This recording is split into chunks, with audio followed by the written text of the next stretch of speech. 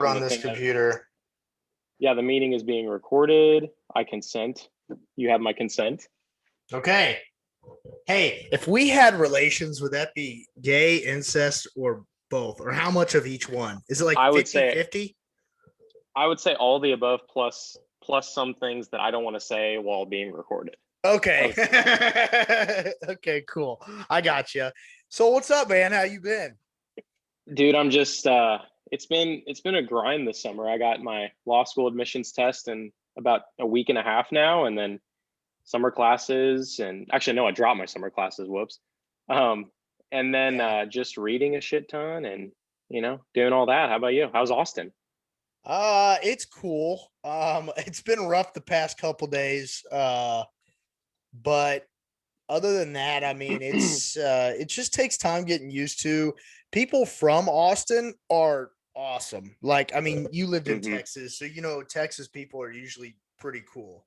Yeah, I was in the Dallas Fort Worth area, and Right, I know we that. I was Right, there like 6 months, my sixth grade year right. only, and I we remember left the that. semester to come back. Yeah, and no, dude, everyone was so welcoming. Like, yeah, I had a ton of people invite me to hang out. Go to. I went to a basketball game one time with a bunch of friends because that was the year that the Mavs won the championship, 2011. So we went Right, to like the celebration right, the wintertime. So right. pretty dope. Yeah, I mean, and but everyone who's not from here, and I know I'm someone who's not from here, it's like, so I had a waiter from LA. And God, and this is not because I met this kind of chunky guy. He kind of looked like a fat Joe Rogan. I met him at this pool, and he was like the sweetest guy. And you could kind of tell he had like an LA vibe to him. And he was talking to me, and he was really cool. But he's from originally from Austin, but he just lived most of his life in LA. But he was really cool. But I've only met like 3 or 4 LA people, and only one of them have been cool. One person was my waiter, and dude, he was like the most condescending person I've ever met. And I was like, Really? Well, oh, condescending how? so like I was like, being from KC, like KC's definitely bigger than Austin, but it's just not as many people, right?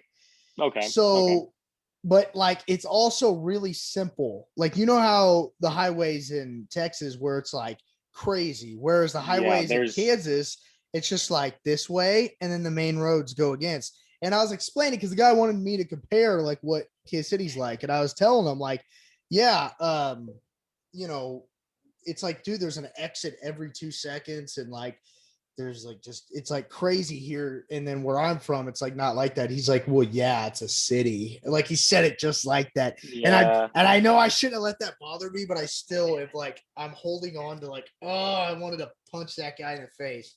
Sometimes you got to, man, just establish dominance. No, that's how you get arrested. But Give me yeah. 5 years, and then I'll be your defense attorney. Oh, dude. Dude, don't tell me that, because then you'll be having some. Yeah, I'll be giving you a lot of money. Yeah, I was gonna say I'll be rich. You'll be in jail, but Yeah. Whoa. If you're gonna be rich, you're supposed to get me out. What the hell? well, You're like, yeah, but yeah, I shouldn't have sometimes, trusted my cousin as my lawyer, but yeah, like, conflict of interest, I guess, may not I even be know able to lead assigned to it, but you probably stuff can't, happens. can you? That's No, probably so the firm that I work at now, for all your listeners, I'm a file clerk right now at a Overland Park litigation firm for defense. Um, and so I file paperwork, I do some legal research here and there, just basic day to day stuff. It's not like I'm an attorney or anything. Um, and a lot of times we've seen cases get thrown out because one of the attorneys, um, who works with another attorney who's working on a case, like, is related to somebody, or they know them through high school. And you think it's like, oh well, if I know Susie because I went to high school with Susie and she was in my third period math class, that's still a conflict of interest in some points because you know the person, and that could right. be a big problem. I mean, that's just to my knowledge. I could be completely wrong, but that's just what I Yeah, was yeah, told. yeah. Understand that. But wouldn't that, here's the thing though, no matter what, wouldn't it still be a conflict of interest because you're paying the person to defend you? So no matter what, they're gonna support you. You know what I mean? Doesn't that seem odd? Because Yeah. like I understand if the judge was like my high school buddy or something. Well, kind of think about it like this: like, if you if you had followed the Derek Chauvin George Floyd thing a few months ago, I'm a nerd. I watched the entire trial every second that I could. Really? That's cool. Oh yeah, super interesting to me.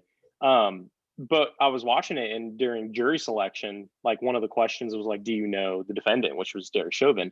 And there were people who came out and were like, "Oh, I went to high school with him. Like he was in my, one of my college classes," and they got thrown out because that's a conflict of interest. Because if they get picked, they could potentially get him off because not because they really thought he was innocent, but because or they could convict him because they don't like him, but see, that's what I'm saying is like that, like the jury or the judge, like people who, but like the lawyer itself, like I feel like that either way that they're helping you out, so it really shouldn't matter, right? You know what I mean? Yeah, I think it may just depend on the case. Like again, like I've have no legal training.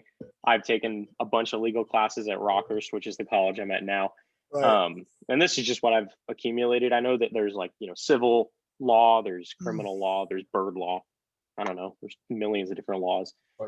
So I guess it just kind of depends on the case, and like how you're related, because obviously like family members aren't allowed to do like wills or trusts for people who are like about to die or something like that. Have you ever watched that documentary about, it was this guy who it was kind of funny because he was like, his brother got killed by this guy, and he tried to be he was like this kind of dumb redneck, and he tried to be his own lawyer for his brother. And he's like, "I call him to the stand." And they're like, "Dude, you can't do that." But he ended up, because the guy who killed him who killed his brother was this black dude. So he ended up like becoming racist after that, becoming like a huge KKK leader and stuff. Oh man. Yeah, it's a crazy documentary. What's it called? Like, I think it NKA, like National Clans of America or something like that. Oh my gosh. It's like a real thing. And they're like, dude, it's like they're terrible, bro. I mean, obviously it's the KKK, but I mean, it's just like it was just weird because this guy was just like, I mean, I don't know. It was an interesting documentary because everyone was like, he really wasn't like racist until that happened, and then I'm sure he already was, but it just like brought more hate out of him. And yeah, it was really interesting, but he was also really stupid too. Cause like I said, he tried to be his own lawyer, and he's like, "I call him to the stand." Have you ever seen Trailer Park Boys? Yeah, that's exactly what it was like. There's a scene where Ricky, my older brother says I'm a lot like Ricky in the way that I'm like, I talk. I don't see it, but there's a one scene where he defends himself because in Canada, I guess they also have the right to do that. And he gets up and is like, "First, I want to tell the prosecutor to shut the F up because he's extrapolating my case." And then he goes around and he's cursing because he says he can't, defend himself unless he has a smoke and can curse. And the judge like actually lets him win because he like actually has a good case.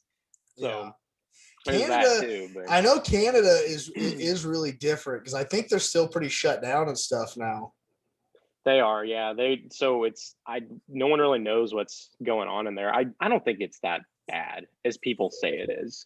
Because there's people saying like, "Oh, they're at the border holding an upside down flag," which is like, historically means like, save our ship, we're in danger to another country. But I don't think it's that bad. I think it's Probably just not. COVID restrictions, Delta variants coming, and all this other stuff that's going on. Right. Yeah, it's weird, man. So what subjects? I'm sure that's one of the subjects you wanted to talk about was COVID, right? I'm kind of, if you want to talk about COVID, I'm burnt out on talking about it. I'm so burnt out.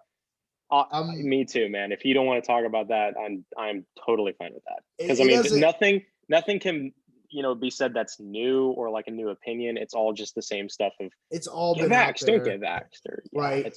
In podcasts I watch, it keeps like, it's like, and honestly I get it because this shit keeps going on and on. So it's like, okay. Oh, sorry. I'm so tired. I drank too much Red Bull. I think that's why I had a stomachache last night. I used to drink like an energy drink a day, and then like I've been talking to my girlfriend the past 2 months. Shout out to Carly, and we've been talking, and I was just like, yeah, I really want to get off energy drinks because they're so bad for you. And so now I only take, I think, like 1 or 2 a week, depending on the week. Yeah, you But gotta it's cut down. those caffeine withdrawals are, yeah. But what were you saying though? Sorry. No, well, just about like with COVID and everything, like it's just crazy that this thing is it keeps continuing.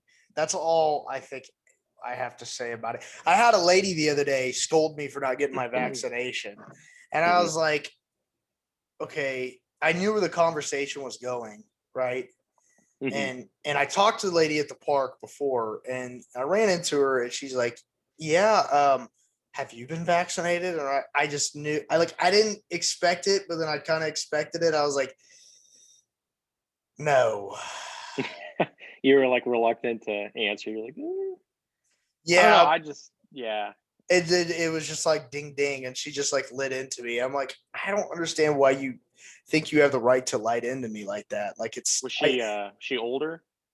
No, she told me her dad passed away from COVID, so I could understand where she's coming from and stuff and her perspective, and I get it, I really do. I get why people get mad about people not getting vaccinated and stuff like that. But here's the deal: is like, I mean, it's my right to not get vaccinated. You know what I mean? It's my right. So I don't know. I just don't think you should force that on somebody, and I don't think you should shame someone for not or having it. Like, I'm not gonna sit there and if someone has gotten it, like, oh, you big sissy, like, nah, like, cool, good for you. Yeah, it's for me, it's kind of one of those things where it's like, and no offense to you or any of your listeners, but I want to keep that information myself. If I've gotten it or not, I could have gotten it, or I could have not Right, gotten it. Like that's right, that's between me and myself and the right, people who obviously know me in real life. But I don't judge people who, I've heard people who are super anti-vax who they call them getting, like, I think it's like getting stabbed, and it's just like really really derogatory in my opinion, because it's like, I don't think you should, for lack of a better word, like shun people who are getting the right. vaccine, because you have people like you and myself, I guess not so much you anymore, but like being around our grandmother who Mm, is very very prone to, she's older, she's in her 80s now, and so she's at high risk of dying if she were to get right, COVID. And so if you're around older people, like, yeah, I totally get it. Like, I'm not going to judge you if you don't get it. I'm not going to judge you if you do. It also becomes a problem for me when you don't recommend it, you force it upon me, right, and right. And that's that's where I'm not coming from. me. Yeah, it's kind of like if, you know I say that about my religion as well. I'm a Catholic, but people always give Catholics a bad rap because, like, oh, you always like hate a certain group of people, and it's like, no, like that's not true. You have like a small group of radicals who make the rest of us look really bad. Right, And so it's kind of like, forcing a religion, just like forcing a vaccine. Like, I'll tell you about my religion. I will tell you about the vaccine I may or may not have gotten, but I'm never going to be like, you have to think like I think. You have to do what I do. Pray like I pray. I don't want right, people to have that impression of me where I'm like this authoritarian guy who just says, like, if you want to be my friend, you have to be like me. It's like, no, everybody's different. That's what America's for, isn't it? Just yeah, leave me alone. Just don't harm my life, my liberty, or my property. I tell right. that to everybody I know. 100%. Yeah, I agree. But see, that's another good point with like kind of off subject, but like with Catholic, it's weird how stuff switches, like, cause think about it in like the 2000s when 9/11 and stuff like that and terrorist attacks were happening and stuff like that.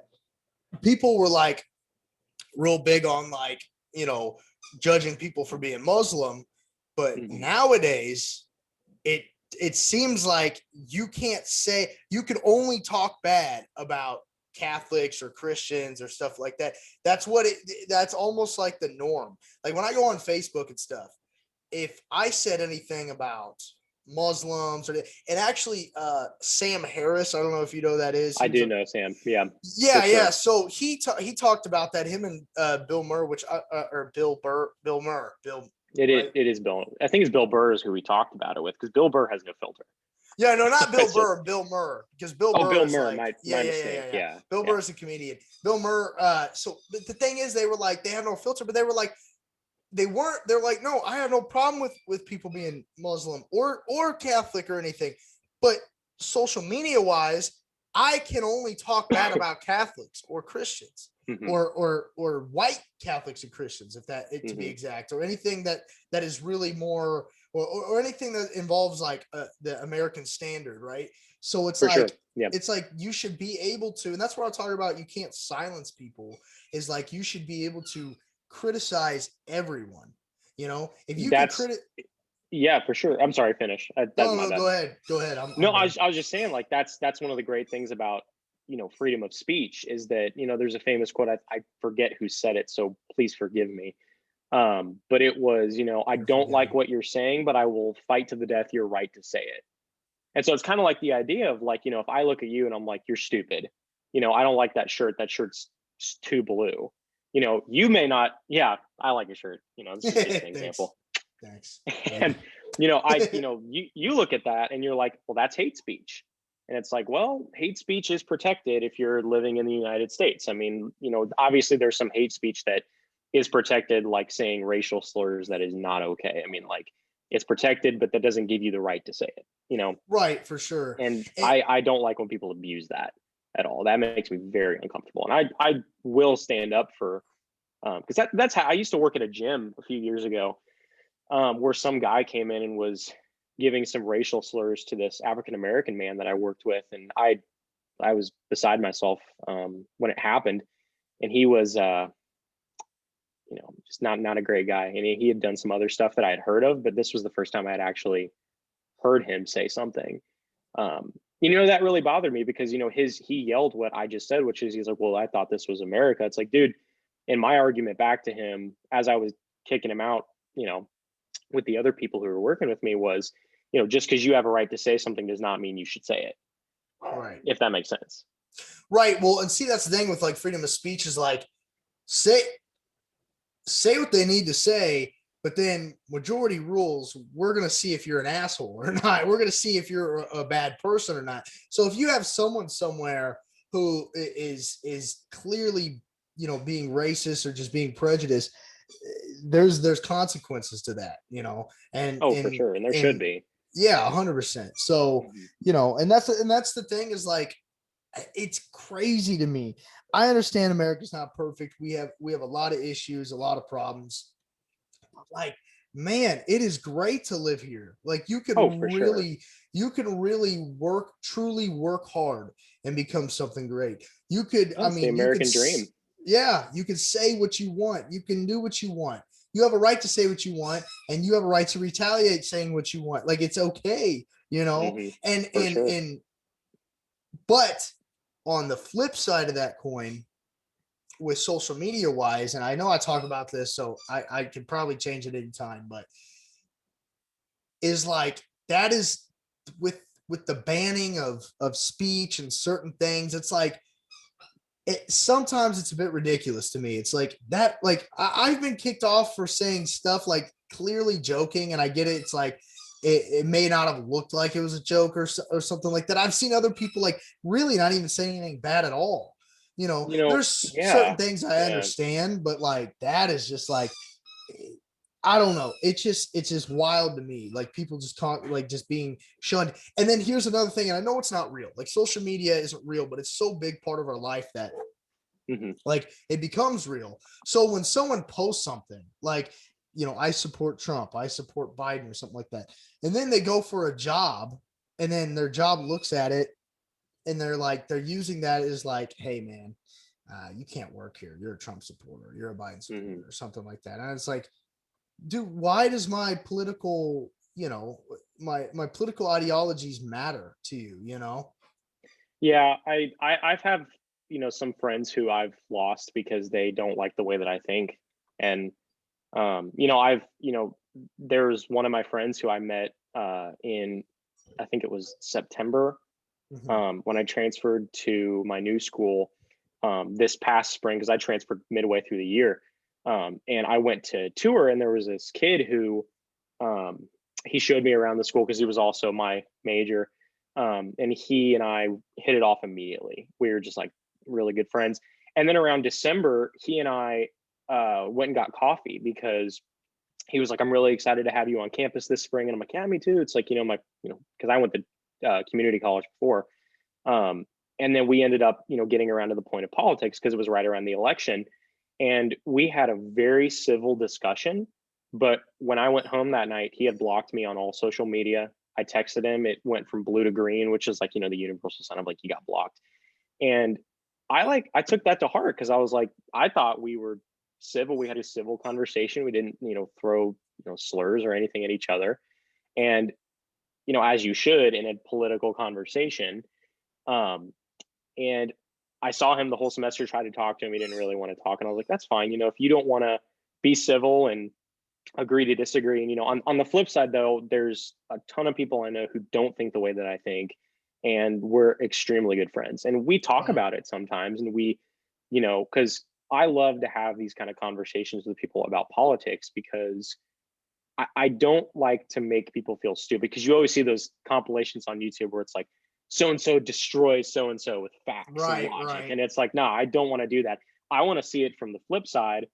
So if there's something that like, there's new information that comes to light for me, if there's something that I don't know about, I can change my opinion. For example, like I was really against smoking marijuana. For the longest time, I was like, it's stupid. Anyone who does it is a loser. I thought it was really stupid. I think I just repeated myself, my bad. You're good.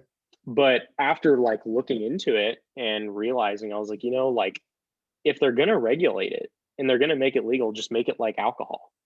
Right. Do it in the privacy of your home. You have to be a certain age to do it. You can't do it you can't be under the influence when you're driving or operating any other kind of motor vehicle, things like that. And so after looking at that information, I changed my mind. I was like, yo, that makes a lot of sense. I actually don't really care. I don't smoke. I mean, I've never smoked in my life. I also don't drink, but that doesn't mean other people can't drink. You know what I mean? Right. And so, it's just one of those things where it's unfortunate that some people don't want to have a civil conversation or civil discourse to talk about, opposing views. But in the rare occasion that people do, I love to take advantage of that and talk to them about it and ask questions, very hard questions. And I love when they ask me very hard questions because it makes me kind of go back alone and either read about the subject more to where I may or may not change my mind, or just, be more well-versed on the subject that I defend. And that doesn't, I don't feel like that makes me weak-minded because I change my opinion. Everybody can change their opinion. No, definitely I just think I like to be not malleable because I do have beliefs that I will not let go of, like my religion and things like that. But there are some ideas that I definitely take into consideration and, question my views to make sure, like, do I believe this because my parents told me or my teacher told me or my pastor told me, or do I really believe these because I believe in them? Right. Can I intelligently defend these ideas?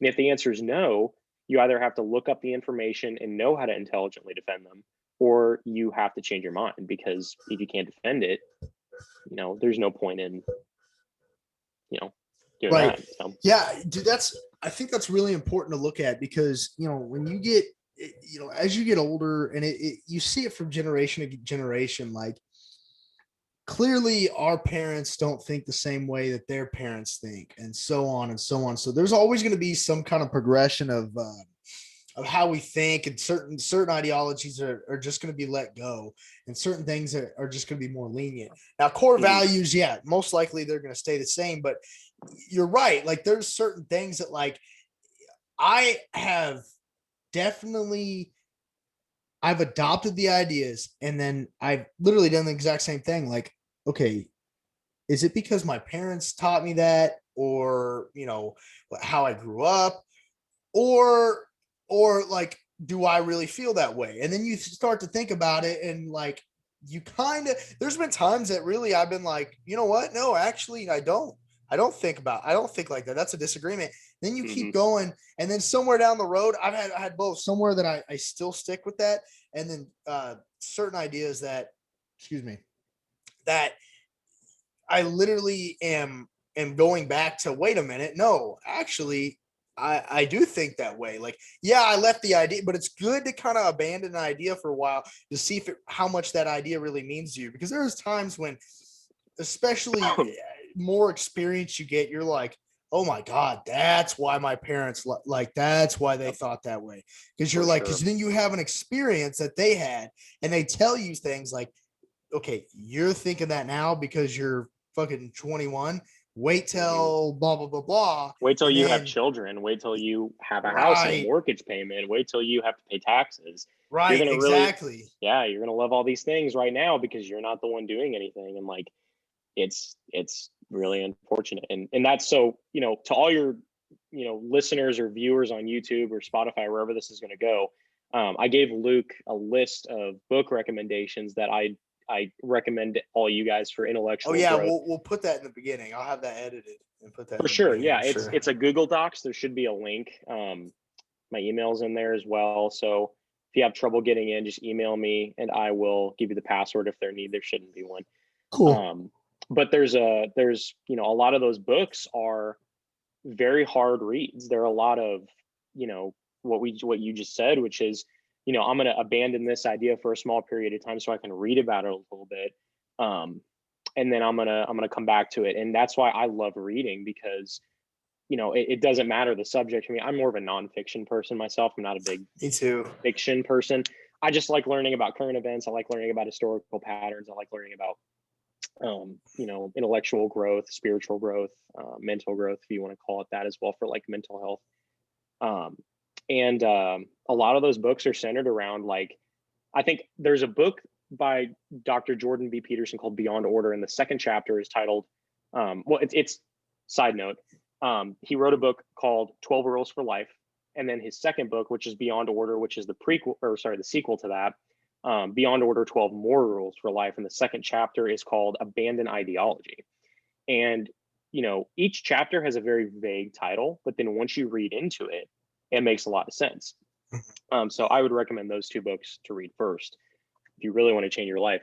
And in the Abandon Ideology chapter, he begins with a story about how he used to be about our age, like 21, 22.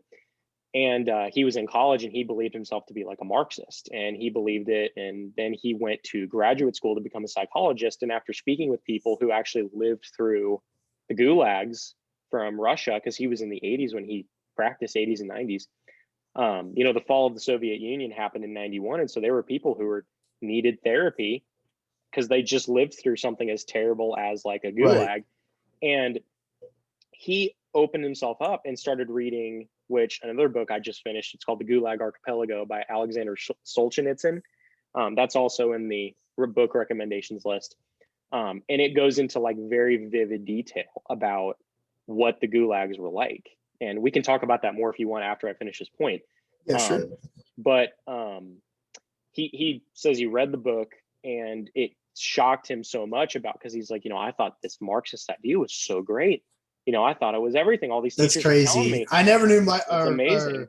I never knew because I love watching his videos. I never knew he was like that, which goes to show that he's that kind of gives me even more respect to him, because he changed his ideology. Like, if you change your ideology, then you really firmly looked into it and believe it. And I love that was his point, was I didn't change my ideology, I abandoned my ideology. Because yeah, like what we just talked about, which is, you get to the point where you're like, what do I believe anymore?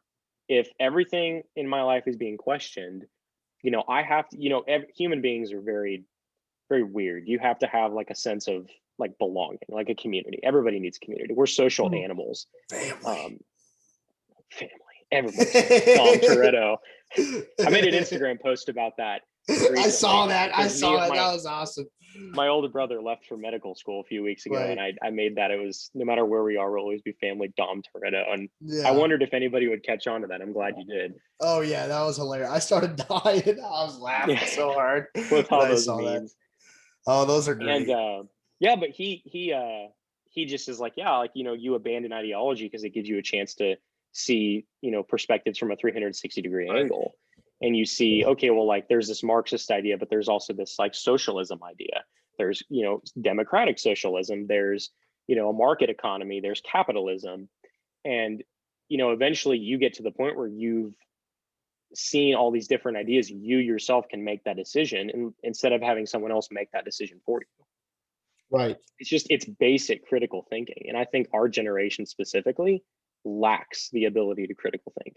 Well, 100%. and I agree. And that was like my biggest video that I've talked about was our generation versus the older generation. Yep. And I really was observant on it. Like, you know, like I said in that old video, like literally, yeah, even I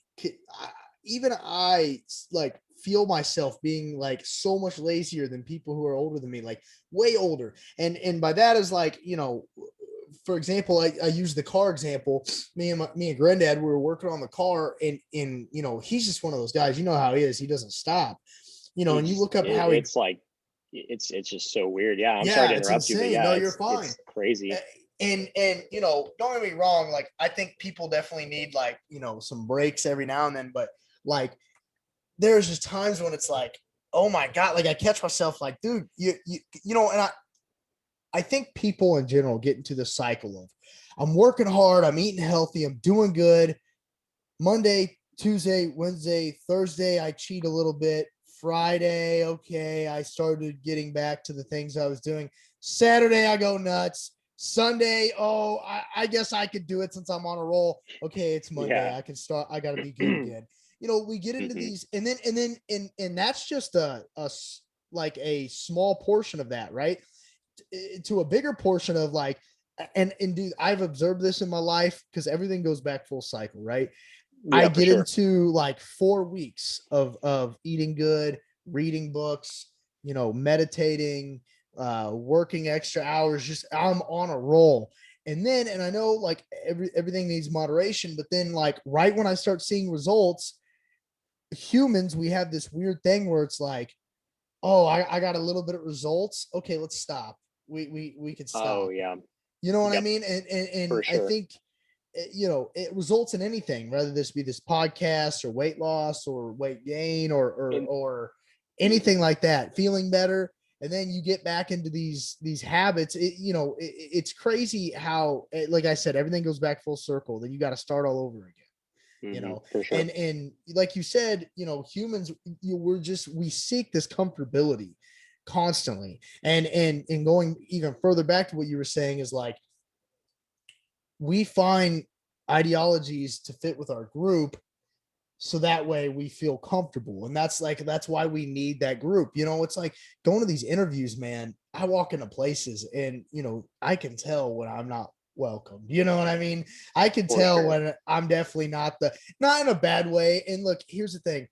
If I'm not going to be the guy who's just not on the same level as them, and that we're both not on the same level. Like I'm over here and they're over there. You know, no one's better. It's just we're totally different people.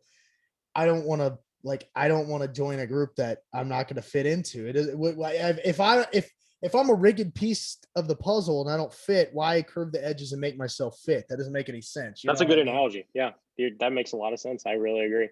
It's, you know, I'm one of those people that's like, I'm more of an individual rather than someone who likes to fit in, because I'm I don't know. I've never, you know, that's why I find, like I said, you know, kind of bringing it again, like I find a lot of comfort in books, because there are times when, like, you know, I'm studying like 6, 7, 8 hours a day sometimes after working 4 to 6 hours a day at the law firm. There are days you know, a few days in a row where I don't see my family or my girlfriend or my dogs. I just, you know, come to my basement and I study by myself. And, you know, that's, for me, it's like, I don't have that sense of community right now because I'm focusing on my future and studying for this entrance exam. Do you feel you like know, I it's have to find, necessary though right now?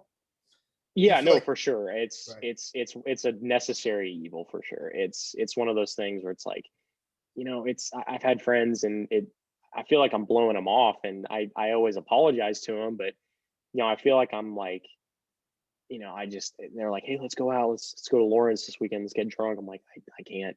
I got something down the line that, like, I have to prepare for. So I cannot sacrifice my time right now. I have to put, you know, go, forget the, going for broke, I guess is the term you want to use, towards this one goal. And, you know, like I said, that's why I find reading so, you know, because not only do I get to learn, because I'm kind of a nerd, I love to learn things, but I also get a small sense of, I'm not alone in the basement, and everyone else is upstairs, and, I haven't seen anybody in 2 days. I get to read a little bit, which is nice. Um, and there's that aspect too, but um, yeah, so that's kind of it at that Right. point, honestly. No, yeah, it's I mean, you said it right there. Like I I I've always been a people person, and I know that's a big part of my personality, but there is like that big part of me that's like part of me, I love to be around people. I love to entertain. I Hmm. like making people laugh. I like joking around. And but like if I don't fit in, I don't fit in. Like you just gotta accept it, and not even Hmm. that, And don't get me wrong, I've never had trouble fitting in places for the most part. But I know when something doesn't smell right. I know when hanging out with someone, I know it's just not going to be a good idea because I've made those For mistakes where sure. it's like, I, I, I should be reading right now, or I should be doing this right now, or I should be focused on instead of going out and drinking. Because I look at, don't get me wrong, going out and socializing is is Oh, there's awesome. nothing wrong with it. Yeah, Yeah. we're humans, we need it. There's got to be a good 50-50. But there's times where it's like you can't, no, you can't do that. Like and I don't understand when people, I don't understand when people like just all they do is go out. You know what I mean? Unless I that's like their can't. thing. Yeah. But if it's like all they do is go out, they don't focus on anything. I mean, I get if you're like a DJ or something like that, something crazy like that, it's understandable. But even those guys who are like DJs and stuff, they're there to work. They're only socializing because it's part of their work. They're not Hmm. doing it like some Hmm. of these kids are doing it just to get drunk and blow off steam and stuff Yeah. like And I don't ever pass judgment on those people who choose to do that with their lives. Like, more power to them. That makes them happy. It makes me happy to focus on, my career and my future. I Yeah, but I want to. does it make them happy? Because after a while, it gets old. Like, don't get me wrong, if you study too much or and stuff like that, it definitely is like, God, I need some human interaction. And like I said, there's definitely maybe a 80-20, 50-50, whatever personally you need. But most people who do that, like their life, like to me, most people, their lives are falling apart, man. That's and it, like I Yeah, said, no judgment, but I mean, I guess I am going to judge here. Like if you're doing that too much, then what are you doing? You know what I mean? for sure. Yeah, it's kind of like the idea where, I don't talk to him anymore. He went off to Iowa or something. I don't know. But I went to high school with, and I was super close with him, and I was telling him, I'm like, yeah, I'm going to JUCO. He's like, why are you going to JUCO? And I'm like, I just want to get good grades. I want to be a lawyer one day. I want to, I'm going to have to get good grades if I want to get into law school. I'm thinking 5, 10 years down the line at this point. Dude's thinking about the next 6 months moving in, getting drunk. And I'm like, again, there's no judgment passed on him, but there's this idea that, I don't know if it's always been, I think it's always been there. But it's really come to fruition with our generation, which is in college, these are the last 4 years of your life to have fun. Yeah. And I don't like that idea at all. I've had No. many conversations with my girlfriend, and she, honestly, like, she is much smarter than I am. She's in like radiology school right now at St. Luke's. She works like 13-hour days, like 4 days of the week.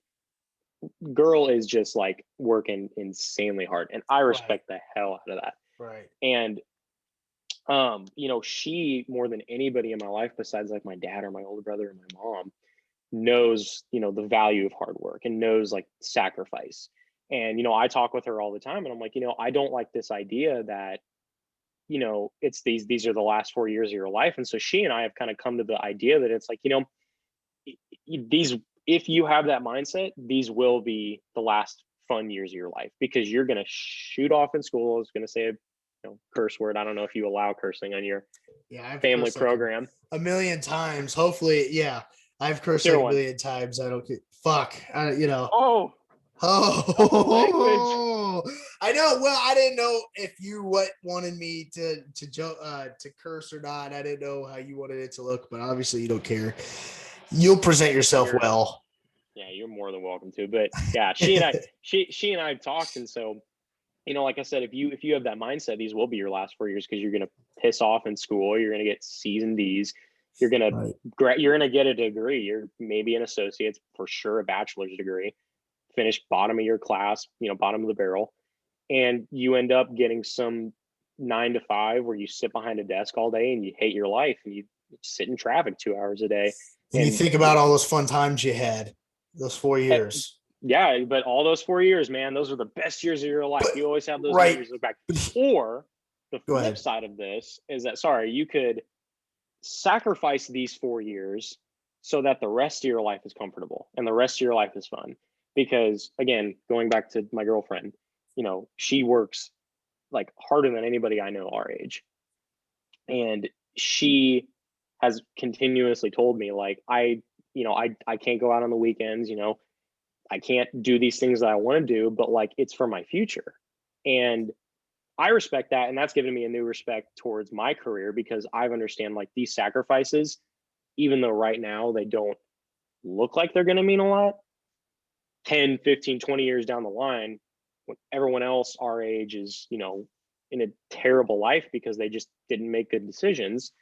You know, I'm over here with, you know, my beautiful family and my house and like a good, comfortable life because I chose to sacrifice the years that everybody was choosing to not sacrifice. Does that make sense? No, it makes sense. Well, and here's the thing. Here's another thing to add on to that is like, you're right. Here's the thing is like, people think like, oh, 4 years. Like some people don't even like, and that's one thing that like I thought of when I was like going to school, like, oh, 4 years. But at the same time, it's like, what is 4 years? What is Nothing. 4 years? 4 years, nothing. Because dude, it's already been 4 years since I've gotten out of high school. It's been nothing.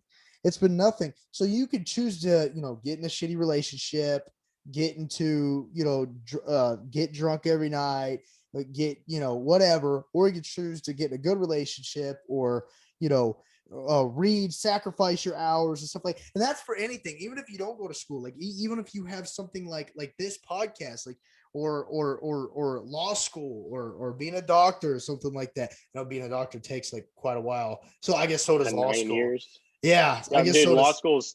school's 3 years, and you got to take a 3-day, 8-hour a day exam called Oh the bar God. exam. Wow. And then med, but that's nothing compared to med school. It's 4 years med school and then 5 years residency, and Oh then you got to God. take your boards. It's Yeah, it's so much. I guess when you're operating on people, that's like, you know, you got to be the best of the best, right? But I really hope so. yeah, I know. I If hope someone's so. operating on my heart, I'd rather have them, you know, Be the top of their class, right?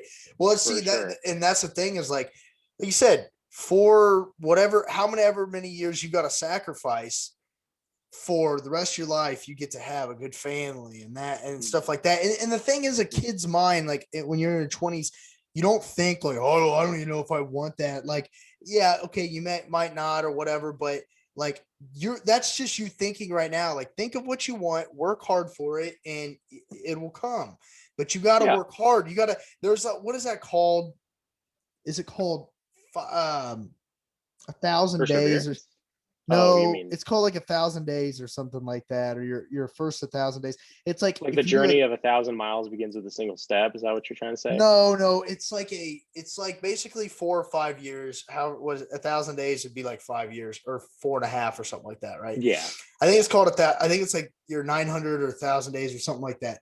So it's like if you do that, if you do 1,000 days of just fucking working hard, sacrificing, you're telling me you're not going to gain any ground. You know what I mean? Like you're Yep. telling me you're not gonna see a huge difference in your life. Like you could totally. I don't know who it was who wrote a book on it or something like that. It was like 1,000 days. If you just sacrifice 1,000 days, you will be a completely different person. You will Yeah. totally reinvent yourself for the rest of your life over these 4 years. And those 4 years Sure. were nothing. Nothing. All you had to do was just work your ass off for 4 years. 4 or 5 years, and then boom, the rest of your life is awesome. You See, know, and again, that's I want you said it better than I could have said it for sure. Um, it's so much easier said than done because so many people, and again, I want to continue to say this. I do not pass any judgment on anybody who wants to do that with their life and go down that route. Again, more power to them. I just hold myself to a higher standard. That's just me. But a lot of people have that mindset where they're like, oh, I'm going to do this. I'm going to become a doctor and I'm going to be best in my class. I'm going to move to New York and I'm going to operate on people, or I'm going to go to law school. I'm going to become the president one day. And it's like, that's awesome, but like, you know, dreams or ambition or goals mean nothing without discipline. And I purposely did not use motivation, because I think motivation is for little kids. I think discipline is for Oh adults, yeah. because motivation is, you're sitting in your bed. Everybody has had this, you know, you're sitting in your bed 11 o'clock at night, you see something, you're like, oh man, that's so cool, I'm going to start a diet tomorrow, I'm going to do workouts. Tomorrow comes, you skip, because you're like, oh, I'm not doing it. Yeah, you're not Discipline in is that waking feeling up. anymore. Exactly, it's a small burst, but discipline is a long journey, and it's waking up and saying, oh, god, it's 6 a.m, I have a workout, and then I have to go to work from 9 to 5, and I have to pick up my kid from daycare, take him to karate class, and it sucks, but you're like, you know what, this is what my life is, this is discipline. I'm Right. working not only for myself, but people around me. And I mean, if you look into Kobe Bryant, you know, rest in peace Kobe, but his, again, not motivation, but his discipline levels are unlike anybody else's that has, in my opinion, ever lived. Because Dude, yeah. dude just exhibited, I mean, I don't know if that's the correct word, but he We're just just like throwing radiated we're just that. throwing words out to Yeah, make us look smarter. Uh pretty much. More smarter. more smarter, more Yep. smart. Fuck off. So no, but you dude, but god dang does it feel good when you're disciplined. God Oh, dang for does it sure. feel good. Like at the end of the day, like when I screw up, which I've been doing these past 2 weeks, you know, I'm trying to get like situated in here, but it's no excuse. Like today I woke up and I did everything I needed to do, and now I feel good. Okay. And, Yep. and there was like one thing I didn't do. I still feel like crap. But when you have a list full of things that you just cross them off, god dang, I don't know if that's just how I'm wired or if most people feel that way. I get when some people Dude, they don't want to be a slave to the clock or whatever. But dude, when I am disciplined, when I wake up the same time every day, do the not the same thing, but I know, okay, I got to get this done. I got to get this done. I got to get this done. We're doing it all today, so that way we can play later. Work hard, play later. And when yep. you do that discipline and you have that routine, and like you said, get up, take your kids to or get up, work out, take your kids to karate practice or whatever, you know, 9 to 5. Like all of that is like when you, at the end of the day, you can sit down and go, I deserve this, You you know, know? so again, like, this is why I love to read, because 2 points I want to make with what you just said with two different book titles. So again, like, there's one in there by Aristotle, I forget the name of it. He has this term for, it's called a life well lived. It's defined as eudaimonia. So the term essentially means, like, it, like I said, a life well lived. That it's essentially that at the end of your day, when your head hits your pillow, you can 100% definitively say to yourself, I've done everything I can to put more responsibility on myself. And then that's another point was I was going to say was Jordan B. Peterson's 12 Rules for Life. One of the points that he makes is that people want responsibility. People thrive in responsibility. And if you're unhappy, it's because you don't have enough responsibility in your life. And connecting those ideas, I have, you know, on separate, you know, books and articles and things, I've read about responsibility. And that's, you know, that's kind of like the idea of, you know, Catholicism, which is deny yourself and take up your cross, which is not, you know, meant to be in a literal sense, but it's say, take up your burden, put responsibility on your goddamn shoulders and walk with that responsibility and own it. Because when you own it, you not only grow like characteristically as a human being, but you will also like have that energy radiate to the people around you. And again, like I said with my girlfriend, that her energy has, I tell her this all the time, it has literally been infectious to me. And now, you know, I scored essentially a 500 the first time I took my law school admissions test. Now I'm scoring like 10, 15 points more than that, because since I've taken that test, I met her. And again, it's been an infectious idea of, Right. you know, every time she has all this responsibility, and I'm like, you know what, I want some more responsibility. So I started doing that to my life. And again, I'm not perfect, I'm only 21 years old, but I mean, every person who has taken that advice, regardless of if they know me or not, has made their lives significantly better. And it's like you said, when they finally sit down at the end of the day, it's that eudaimonic feeling, which is, this is awesome, this is my life. look at all these things that I accomplished, instead of, oh man, that day really sucked. Oh man, do you remember when me and Brad got drunk at that frat party? Oh, it's so fun. Yeah, that was fun. But yeah, my life effing sucks. Right, there's right. two different sides. And it's responsibility is something that I think, if you're unhappy, check your responsibility. Yeah, Because if that's you're good. I unhappy, like that. mhm. Yeah. No, when you think back to some of the happiest part, like some of the happiest moments in my life have been from, when I worked at Target, I hated that job. It was awful. Mhm. But what I also did was, and it was kind of an excuse. It was a bit of an excuse so I could just get off work, because they'd like try to make me stay later. And I tell them, oh, Yeah. I got another job. I'm working with my uncle. But I was working with my uncle, and I was making way more money doing that than I was. So every day I was working 2 jobs. I'd work 5 hours here and then like 8 hours here. And at the end of the day, I was happy, man. I was like, dude, I made more money. I got to spend time with my goofy ass uncle, which is awesome because I love my uncle. I got Mhm. to like learn things, Mhm. be a part of something. Mhm. If you're just moseying along, and that's another thing when you pick your job, like you're just moseying along some job that you hate, and you just have to like do one of these before you even step into the job.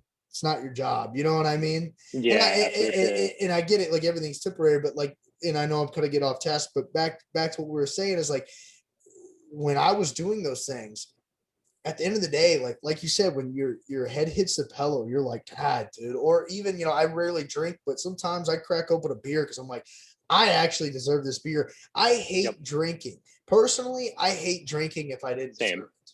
You know what I mean? Like For sure. I have beer in the fridge right now, and like I'm looking at them and I'm like, dude, I just didn't deserve it. I didn't deserve it today. I Mhm. haven't, I need to kill it in order to do it. When I moved, I drank a little bit because I was like, holy shit, I actually moved. I actually did what I was going to say. I saved up money. I did this, and that was like a big thing. It's like, okay, this is my reward. Now it's time to like get settled in down here. I haven't deserved it yet. And Mhm. it's that reward. But I like what you're saying about the responsibility, because it's kind of like it's so simple. Like it's so simple. Like it's like there. We all know it, that the more responsibility we Exactly. have, the more responsibility we have, more happier we are. No, for But, sure. Yeah, but and we and don't again, that's realize why. it. We don't realize it. We Exactly. think that the less responsibility, but that's not true. People who have less responsibility are usually dirtbags and they hate their Yep. life. You know what Logan I mean? Paul, Jake Paul, Right, all these right. all these guys, like, and that's why you see these millionaire YouTubers who are 25, 26, who are like, you know excuse me for the graphic, but they're literally killing themselves, or they're Right. suicidal, or they have mental issues, not because of any other reason, but because they have all this money and this fame, but there's no like gratuity behind it. They're not grateful for it because it just came to them. Like Logan and Right. Jake Paul, those guys, are boxing right now, which more power to them. Right. But it's just, it just is like, you compare, the 60-year-old man who was a barber his whole life and worked to put his kids through college, and in these 26-year-old YouTubers. It's like, well, who do you think is more grateful? Who do you think is more happy that they live their life? I would bet my next paycheck that it's the old man who's the barber, you Right. know, because again, there is meaning in responsibility. There is meaning in, the pain that people feel, regardless of if it's good or bad pain, and I think that the more that people can realize that and identify that, the more they can use it to their advantage. And one thing that you said just now, which is, you give yourself a reward. I 100% subscribe to that idea. You articulated that really well, where it's, you treat yourself like, as if you're someone you need to take care of. And again, that's from another book I read. And the idea is that, you look at yourself and you act like you have to take care of yourself, because it's like you wake up every day and you see your dog, and your dog has heart problems, and so you're like, oh, I have to make my dog take this pill, right? I don't know if you've ever experienced that with Honey, Um, Nah. but there's like, you have to give your dog this medicine, or they could die, or they could get sick, or they could throw up all the time, or like, have bloody diarrhea or whatever. And, you force that I into your had that dog. this morning. Ooh, Bloody ooh. diarrhea. How are you sitting? I'm not. I have a donut. No, I'm kidding. A hemorrhoid pillow. Yeah, a hemorrhoid pillow. And oh man, I completely lost my train of I'm thought. so sorry. Actually, I just no, had no, to you're say it. fine. I'm so I sorry. made the joke. You're No, all like good. you're saying, like you have this responsibility, like Yeah. your dog, and So, you got to treat but yourself then that way. yeah, but then you have yourself, and there's people I know who have, obviously for privacy's sake, I'm not going to name names, but they take anti-anxiety, anti-depression pills every single morning to help with their serotonin or their dopamine levels. You just kind of give them a boost, to kind of make them feel a little bit better. And sometimes they just don't take it. And, you always talk to them, and I'm always like, why are you not taking this? Like, you would be so much more happy if you just Right. bit the bullet and took it. And they're like, well, I don't know. I just don't think I deserve it. And it's like, that's a very toxic mindset to have. And like I said, when you start treating yourself, again, this is not my philosophy. I'm just repeating what I've read.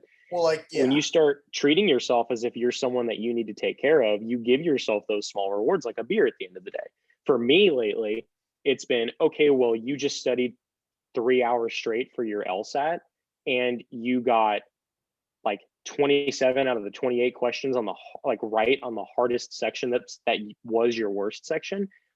Go read a chapter of your book. That's your reward. Or go to Quick Trip, get a slushie, or go hang out with your girlfriend for a few hours. You deserved it. yeah. And when you start doing that, Sorry, babe, I don't deserve it. Not tonight. Not tonight. You when understand. You don't understand. I read it in a book. Jordan Peterson said so. Good night. read Wilkinson on the Lucas Shirley show said so. Hang up the phone. I gotta when run you 10 start, miles. Yeah. When you start treating yourself as if you need to take care of yourself, and you start being more kind to yourself, not only will your mental health, I did this to myself, and my mental health has been improving. I mean, again, like, everybody's different. You can't, judge two different people because everybody's different. But for sure, like, it definitely is something that the more that people follow, the more it tends to help them, for sure. I think I need to do a better job at that, because I'm very harsh on myself. I'm very Me too, man. Internally, I'm very harsh on myself. I do that a lot, where I don't know. And I do need more responsibility, and I do, like, that's another thing. It's like talking to you, I'm really reevaluating. Like, I know the things I need to do, but it's just like, when you're not, when you're not doing it, and when you're not doing it, it's like the littlest things that happen tear you apart, man. And that's how I am right now. Like, I'm so, like, I'm so, the one good thing about myself, I'll say, is that I'm very honest about how I'm feeling and how I am You have right to be, now. for sure. You have to be. Right now, I am so vulnerable. The littlest thing could tear me apart right now, the littlest thing. But I know that if tomorrow I clean my house, do my laundry, walk my dog, get ready for this job I'm about to go to, do another podcast, which, by the way, thank you for doing this podcast, because it's like made my week doing this. Yeah, same here, like doing all of that. At the end of the day, it's like, okay, I'm gonna feel good. But right now, it's like I'm just floating around, not knowing what to do. But it's like, I know, but it's like there's a mental block that it's like you're doing okay. You don't need to do it. Then you feel like shit, and then you wonder why you feel like shit. And then if you drink that beer, you wonder why you feel even worse, because you didn't deserve it. For sure. It's like, it's again, like, coming half full circle, whatever you want to say. It's that idea. When you get instant fame and gratification, or not gratification, but fame and money from YouTube, and you're 25 years old and you didn't work for it, you don't feel like you deserve it. And that's why you're so unhappy. And it's like what you said, those two ideas coincide 100%, where it's, I don't deserve all this money. I uploaded a video of me, Logan Paul, his terrible video he uploaded. He made like $4 million off that video of the suicide forest guy. You really don't like Logan Paul. I really don't like I I mean, like Logan Logan Paul. I don't like Jake Paul, but I still maybe respect. that's who I'm thinking of. It's the younger one. The older one is pretty. The one who has the podcast is pretty cool. I think that's Yeah, Logan. I like Logan. I like But Logan. Like I I think do he's like changed a Logan. lot. Yeah. I think Okay. I think that I respect those, not to get off task, but I respect those both of them and the fact that they took advantage of something of like how are we gonna get like that no one else would do. We're gonna get big off of making videos. He got For big off sure. Vine back in the day. Yeah. Then You're he right. gets That was like bigger and 2013. bigger. Yeah, snowballs into this like because where is everything going to stuff like this? Mm-hmm. They get huge. Jake Paul Yeah. talks like kind of like how McGregor talks this shit so that way Mm-hmm. he can go fight people because like Mm-hmm. you want to kick his ass. Like I would like to. I know I can't because I don't know how to box, but Yeah. if I could, like I'd like to kick this guy's ass. Everybody, Yeah. you know how many people that I've heard, I'd kick that guy's ass because he and that's such a smart like yeah, everyone wants to kick my ass.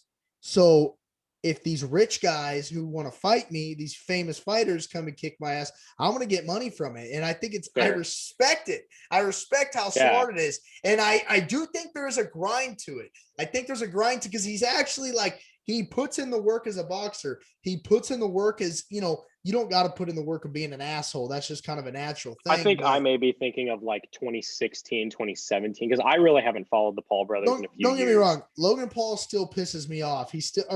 Jake Paul still pisses me off. Like when he talks, I want to hit him in the face. But like, I respect him. And I think that underneath that bullshit is actually a good dude. Like, and I like to think that like that's a fair argument. Underneath the like, oh, I'm going to fight people for money, blah, blah, blah. Fuck you. I'm a badass. Underneath that is actually probably a good kid, and Logan seems like he's just a really good dude. He just like, just back in the day when he did the dead person thing was like the worst thing he's done. And after that, it's just like, he's kind of, but the thing is, they got these side hustles of grinding, and I respect that. No, don't get me wrong. There's a lot of YouTubers and stuff, and actors and famous people who like they get big so quickly. Mm-hmm. They don't know what to do, and then they end up killing themselves because like there's no respect for what they do. And like you said, no matter what, the barber at the end of the day who put his kids through school is probably going to be way happier than the Paul brothers. Is probably going to be actually grinds harder than them, and I think even those guys would admit that. But there's also like if you look at, it's funny when people do fame correctly because the people who do fame correctly don't really want to be famous. They want to be like Denzel Washington. The dude does plays. He used to be poor. Jamie Foxx, Mark Wahlberg. The Rock, he had $7 in his pocket. That's the like Rock. The famous story. Yeah, you're wearing his clothing line. He's not. I'm not sponsored, but yeah, we're not The Rock, sponsored. if you are watching, hit me up. Yeah, I'll be your lawyer. But really though, when you think about that stuff, it's like, okay, these people who are huge and famous, it's not like, The Rock, you could tell he likes being famous. That's his personality. Same with Kevin Hart. But that's just part of the personality. There's a difference between them and Lindsay Lohan, who's going to like be coked out and mess up her hotel room and have to pay like $1 million for it and go to rehab and all this. Like there's in no disrespect to her, but I mean, it's the God's honest truth. Like people who just, especially kids, young people who become famous when they get older, it's like, God, how do I do life? I've had everything given to me. Everything's just been given to me just for saying a couple lines here and there. And now parents think they're helping their kids by doing that. And like, they're really not. Like I was grateful to where like, I grew up very comfortable, God bless my parents for working so hard to give me the life that I've done. But one thing that I have always, not prided myself with, but been very grateful for is that my parents like have instilled values and like, work ethics in me to where they're like, yeah, like, we have money, you don't, is the idea that I've always had, which is like, we will help you where we can and we'll help you as much as we can. But like, there is going to be a day where, everything that we've taught you up until this point, you have to go out and apply that in your own life, like doing your laundry or taking out the trash or doing dishes. And it's like, I've done those things around my house for years. I've always helped my parents do those. But when I am living with my future family, I'm going to have to remember what my parents taught me about how to do those things. And does that make sense? Sort of? No, it does, because Yeah. here's the thing, that it online, there's this huge stigma of, if you grew up comfortable or wealthy or anything like this, you don't You should understand feel bad for it. right, and you don't respect the grow. No, it's take money away from any family. Any family. Don't even look at financial, how comfortable, however they are. If you see a kid, no matter if it's a mansion or a 1-bedroom house or an apartment, if you see a kid doing his own laundry, doing the dishes, respecting his parents, doing his homework, all of that, I think that's a great home, and I think the kid's going to be okay when he grows up, regardless of his situation. Because you're teaching them those values and those like basic life ethics, whether it be like how to treat people or like a work ethic. And like I said, like they have to go out and apply those by themselves. And that's why like people, people say they fail as parents and they're like, oh, well, my kid got arrested, I failed as a parent. Well, it's like, yes and no. Like I think you may have not given them enough guidance to show them that was wrong, but they ultimately had the personal choice to do that. Right. And that's where like it's personal. Right.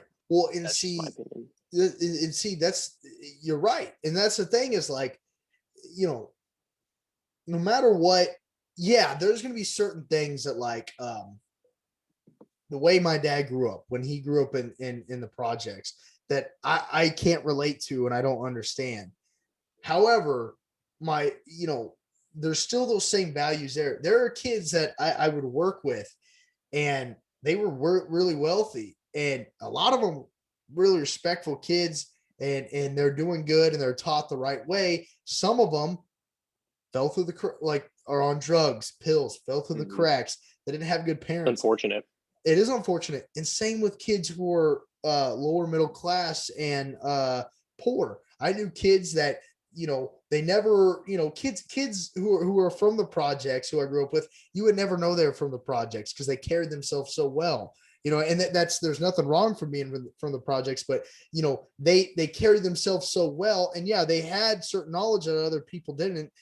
But then there's other kids I knew from the projects or from lower income families that, once again, they're just a product of their environment. But the environment is starts with the parents. If they spoiled the kid or let them do whatever, no matter what, if it's a big house, small house, big income, little income, the kid's going to fall through the cracks. Okay. Because if he's rich, okay, he's got more drug dealers to get money. Okay. He's got money, go get it. If he's poor, he's probably surrounded by drug dealers. You know what I mean? And you can take that, people can take that however they want, but it's the truth. If you have the money, you could go find it. If you don't have if you don't have the money, I'm sure you're surrounded by something that's going to have you be able to find it.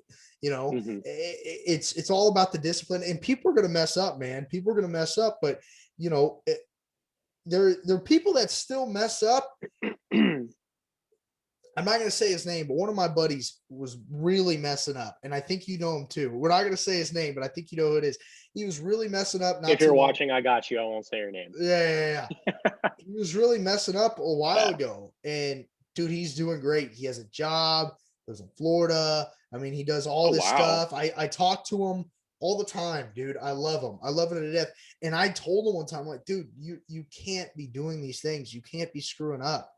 Okay, like, you are a good dude and you have core values that's why we're friends, because we have certain core values, because we're not stupid. We're not just going to go out and do stupid shit, because that's just not, we're not thugs. We're not, that's not who we are. See, okay, we're not building off people. Of that idea, I agree 100%.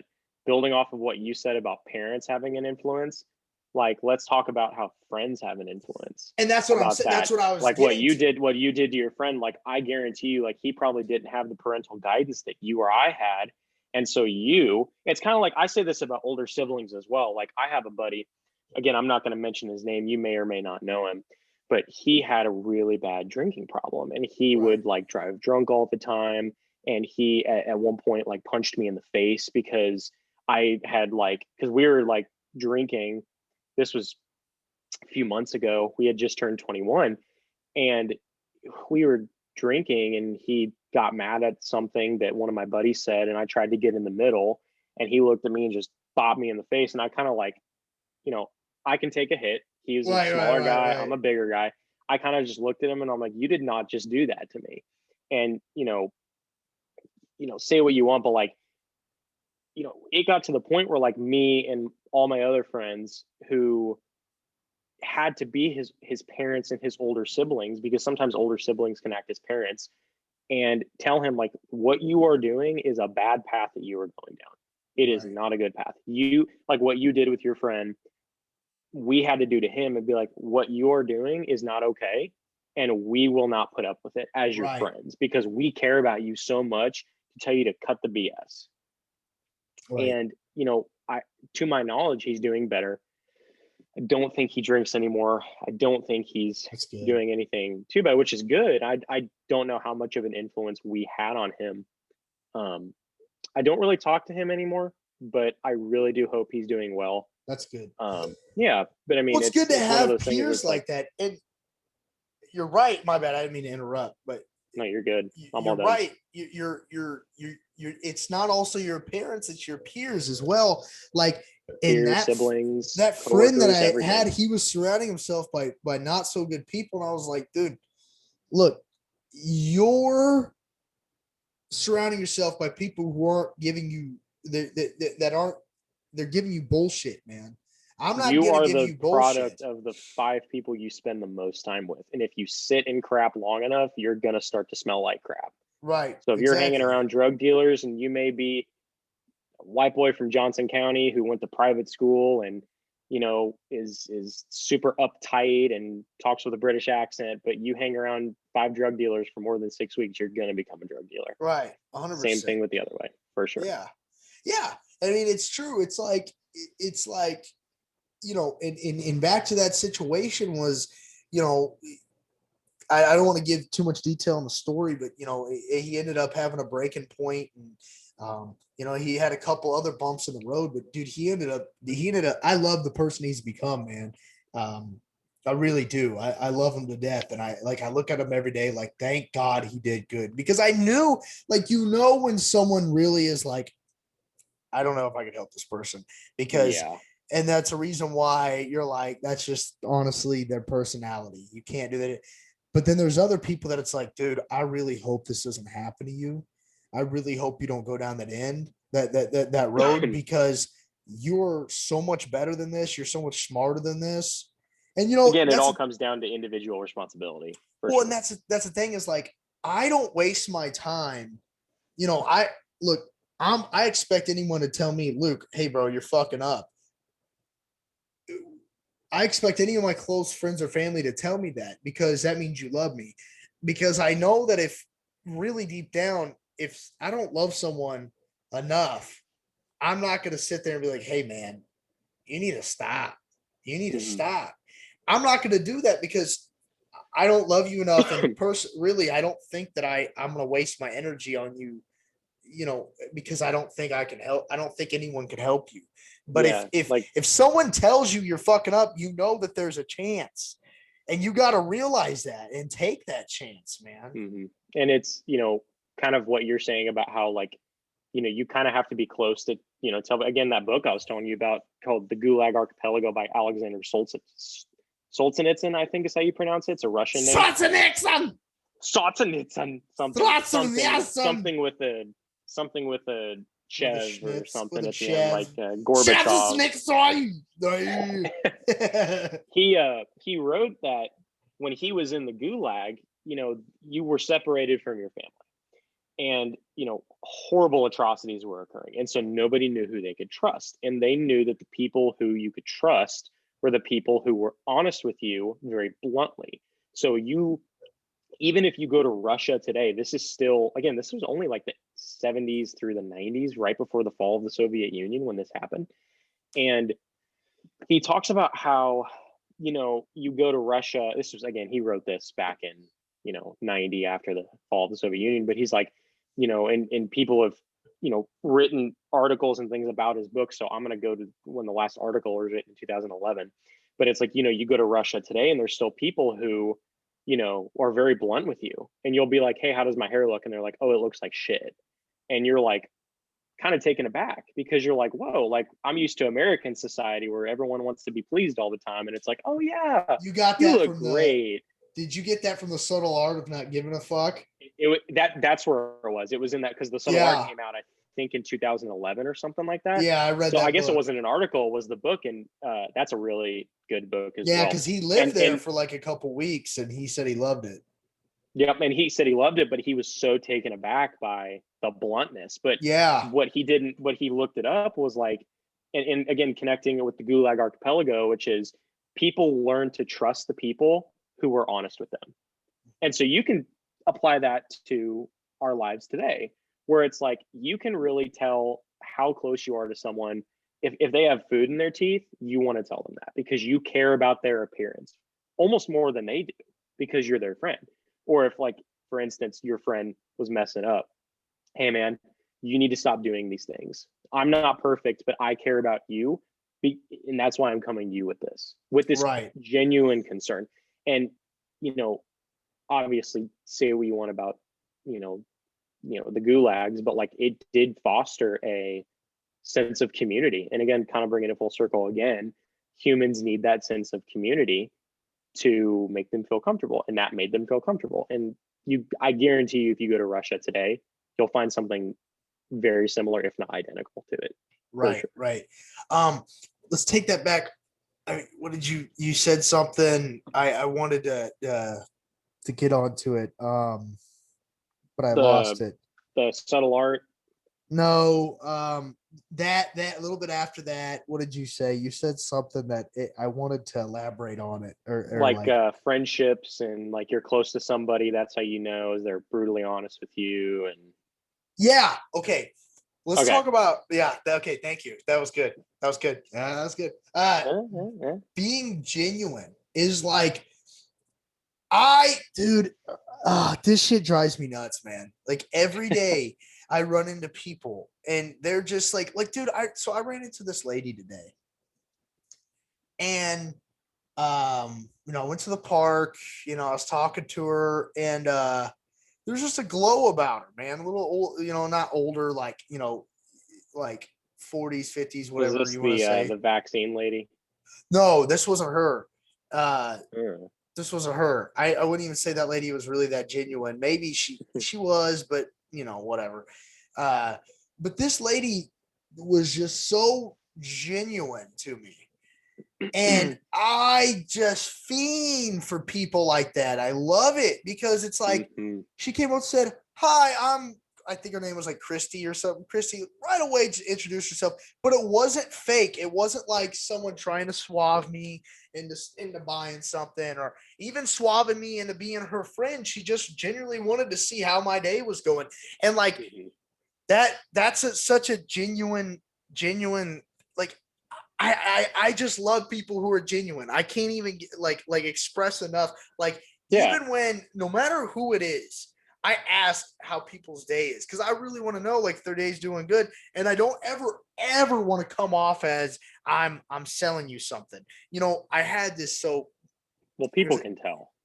People can tell. Yeah. Right. People can tell. No, you're right. People can tell when it's like, it's bullshit, but ungenuine people also tend to think that you're not being genuine as well, because they themselves they don't understand it. So when I had an interview with this guy, and he, I don't know if you've ever had an interview that was just horrible. Like, the guy was a jerk, and you're just like, okay, in the middle of the interview, you're like, I just want to walk out because I don't even want to work for you anyways. Was this Supplement Superstore? Is that what I'm thinking of? There's two. I'm glad you remember that, because I had an interview recently just like that, dude.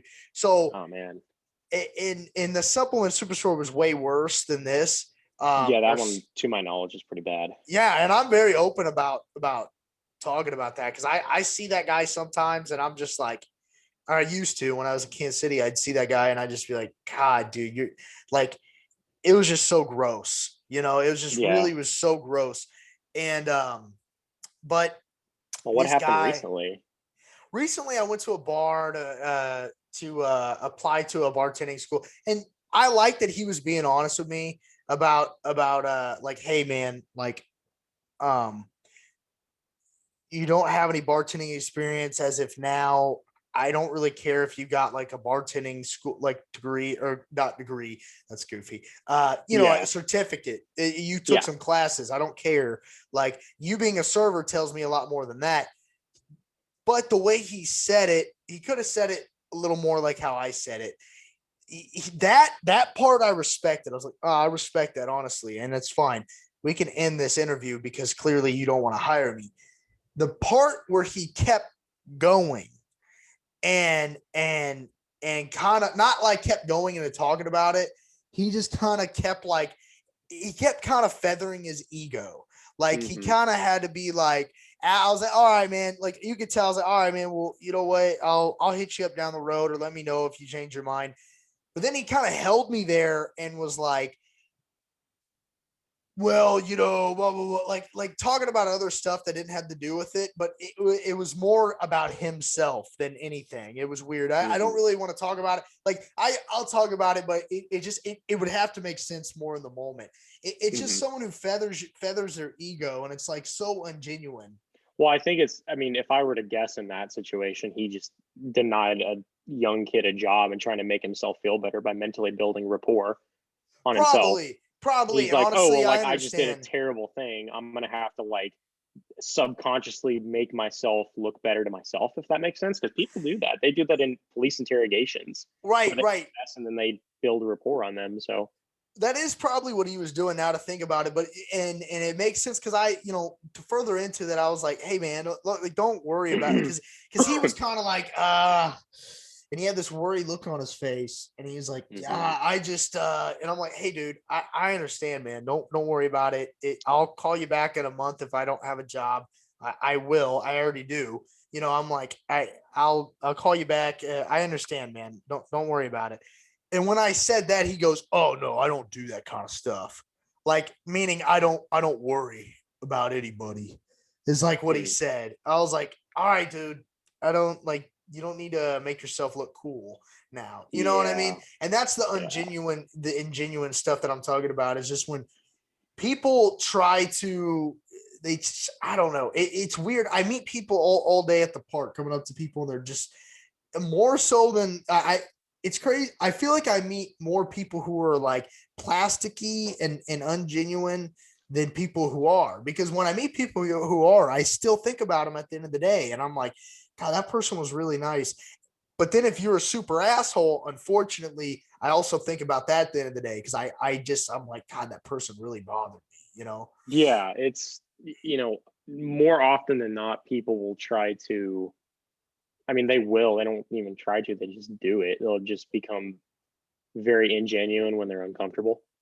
Right. And like, I don't know, like I've read books about body language. I've read books about like like people's body language, reading it, and then like expressing your own personal body language to convey like subtle messages. And after just even doing the basics, you can just see like, people being uncomfortable.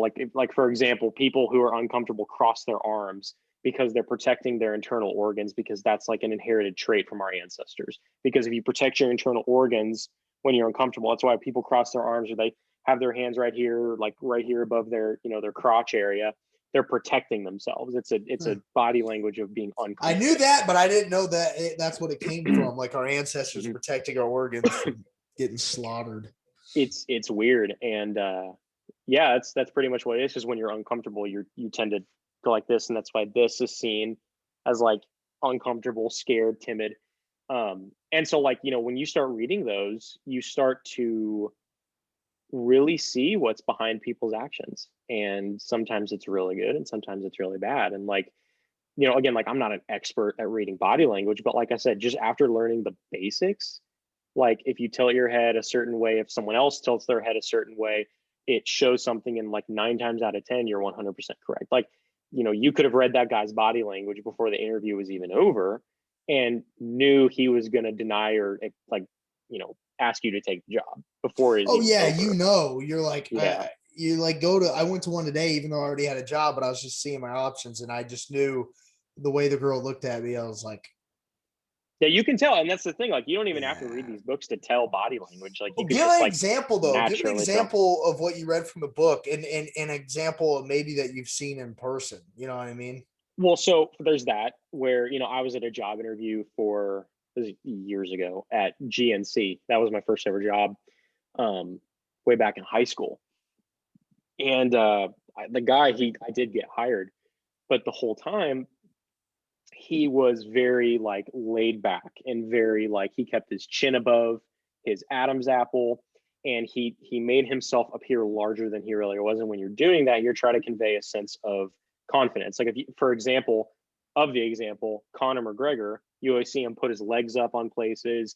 You always see him like touching things, jumping around, doing the money walk because Yeah, he's trying to make chin himself look up. bigger. Yeah, Yep, exactly. And it's a sense of not arrogance, but it's meant to express confidence. But you have to really know how to read it, and you have to listen to what the people are saying along with their words and how they say their words, because there's a very thin line between reading someone as arrogant and reading someone as confident.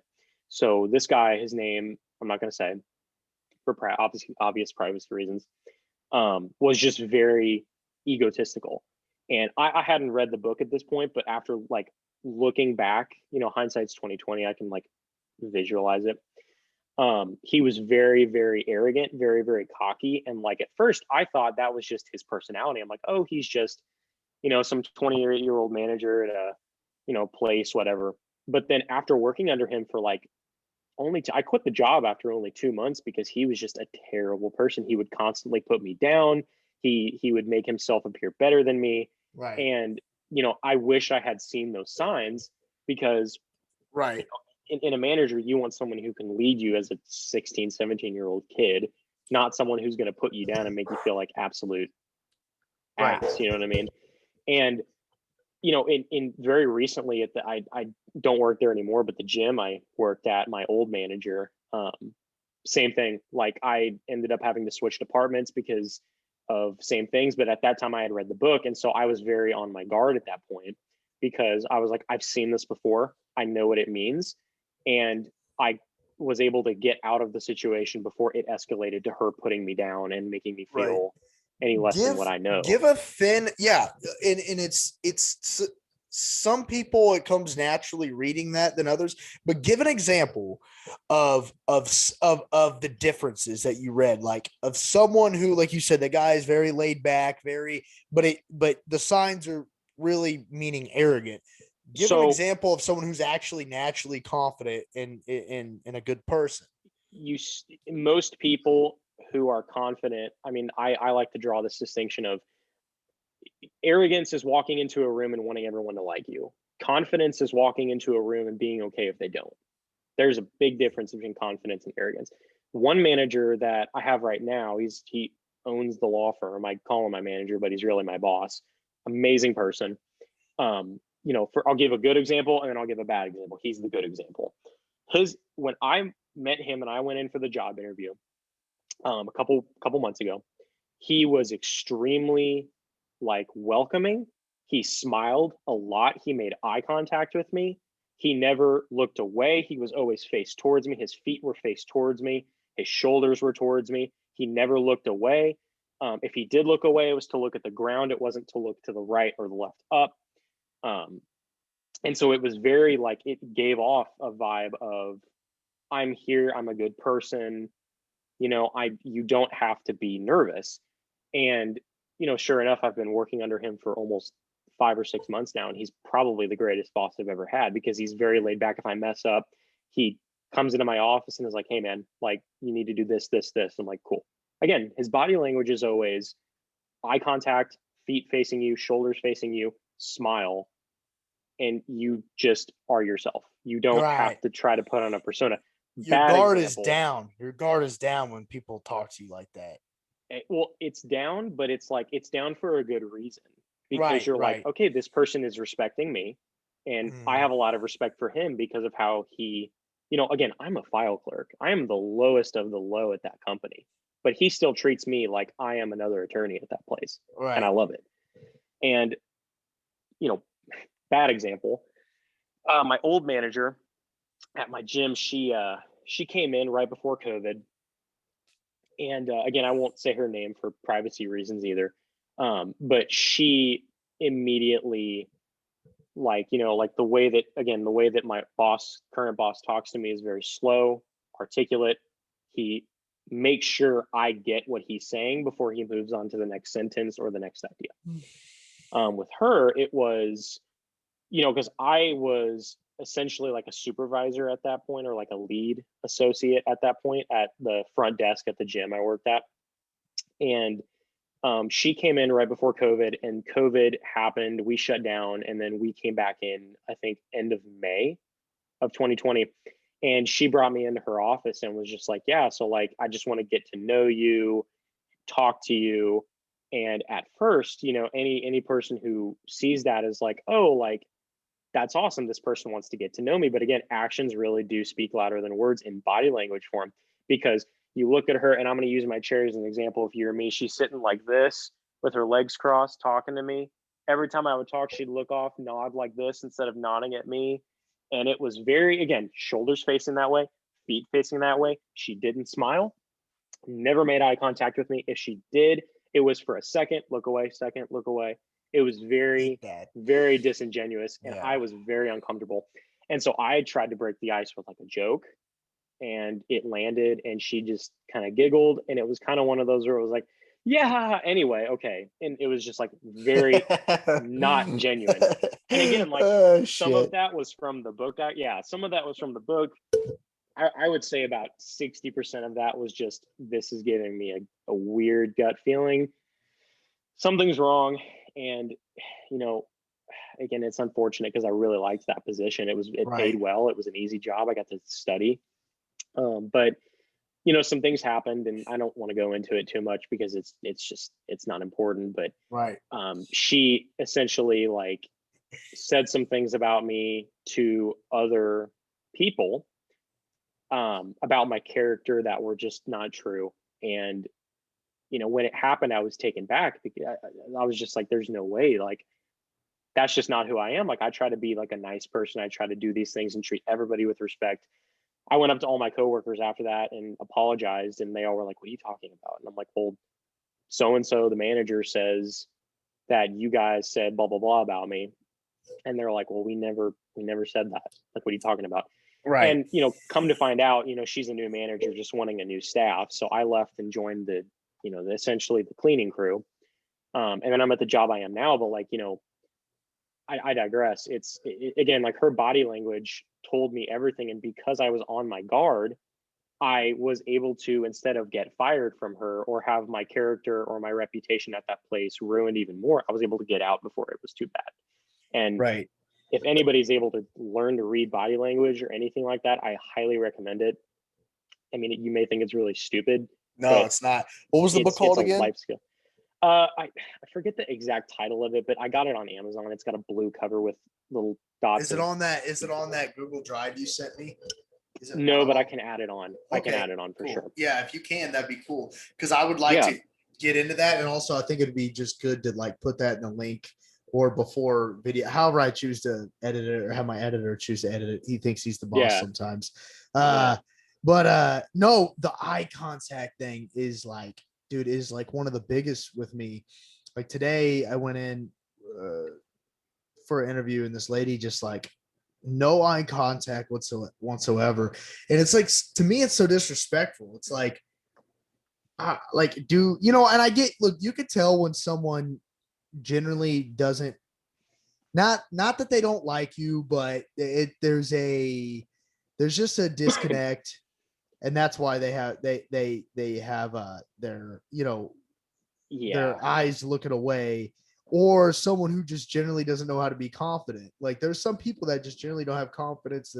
They talk like this, sorry, like, and those people I do feel bad for, because no one taught them how to be confident, because it's not just something that just naturally happens to some people, but a lot of people it's not a natural thing, and you got to learn those things. But but you could definitely tell the difference between someone who like really likes you and is genuine, like, hey Reed, what's going on, man, versus someone who it like puts their eyes down or is disrespecting you. And I like how you showed on right there with the chair, because I've had so many. I had an old boss that would talk to me like that. Like it's just disrespectful. One shoulder this way, and it's like, well, Luke, I don't really know if I'm like, oh, just talk to me like a person, man. Respect me. Exactly. And if you're going to take anything away from the podcast about body language, it's shoulders facing me, feet facing you, eye contact, chin neutral, everything facing you. Because if they are anything like this, if they're giving their attention to something else, it's kind of like when you're in a circle of friends and you're right here and the person's right here and they're talking and you say something, they're like, yeah, it's just very telling about people's character. Right. And 100%. they just don't care. And like I said, like that's the beauty of reading, is you learn these things and you apply them, and it's made my life significantly better by reading people's body language. Not because it's like, oh, I'm looking at things that people are thinking. No, God, no. It's I'm helping myself prepare for moments that I was not prepared before I understood this concept, if that makes any sense at all. It's kind of a weird way of expressing that. But it's, again, like I said, like for anyone listening right now, I gave Luke a list of books. If you really want to learn new concepts of anything that we've talked about so far, it's link in the description. But I totally get it. I mean, it's, people just are very disingenuous sometimes, and it's unfortunate. But well, and another thing is, I'm glad you said something about it, because I think if people watch this, they can really start to look at like, okay, for example, for me, I'm in a new city. I need to make new friends.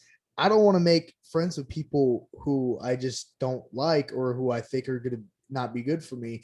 But also don't want to come up to people who generally don't want to be bothered. And you can tell when someone's like, seems cool with being bothered at the moment versus someone who's not. But it is good to refresh yourself, even if you're naturally good at it or not, or even if you're not, whatever.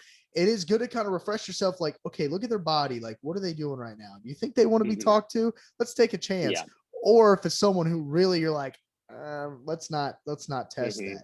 Let's not test the waters with that, because you're not saying it could be bad, but sometimes it can, dude. Sometimes you go up to the wrong people, man, and it can really, for me, I don't know why I let people do this to me, but for me, it does. Like, sometimes it really ruins my day, because sometimes I just can't believe how like ridiculous people can be. And I come up to people and like I said, I think it's because I'm like, God, because then it reflects on myself. Like, it's like, did I come off the wrong way? Did I not become, I was just trying to be genuine, but then I realized like, it's not really me. It's more, they're not very genuine. So they think that everyone around them is like out to get them or something, or, hey, maybe they're just having a bad day, Well, see, there's also the flip side of the book, which is like projecting like things onto people.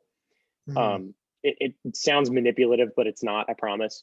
Where it's like, not only can, like, for example, at a park, you want to go up to somebody and you can tell they're just they're shy. So like, you now know from the book or from just watching videos on YouTube, would probably be the cheaper way, how to project emotions off of yourself that give a sense of comfort and give a sense of, like that lady today who talked to you, was like, hey, my name is so-and-so. Whether you realized it or not, subconsciously, she was giving off physical signs, and with her voice, obviously, and with her genuine kindness, but like somehow, some way, I wasn't there, but I guarantee you she was giving you some physical sign of being inviting and open and compassionate and welcome 100%, yeah, to you. And that's probably why you're like, oh, she was so awesome. Well, why do you think she was? It's because, again, like, she was giving you body language, and she was projecting that onto you. So if she, obviously it's a stretch, but if she has learned anything about body language, she could project that onto you and made your day better. Obviously it did. 100%. Yeah. This is, there's one thing also I also wanted to talk about, and I earlier we were talking about religion and stuff, and with that being you can tell when someone's a true blank, right? A true Catholic, a true Christian, a true person to their interests, because For sure.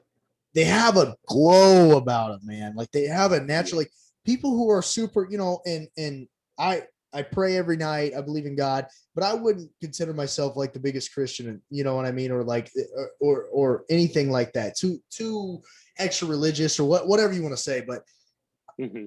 no matter what, if I meet someone who's really dedicated to their religion but truly is about it, like they actually have a glow to them, a You general, know, it's swear to yeah. God, it's literally like they're glowing. It's crazy, I have a friend of mine who is an attorney who I work with. Shout out Omar if you're listening.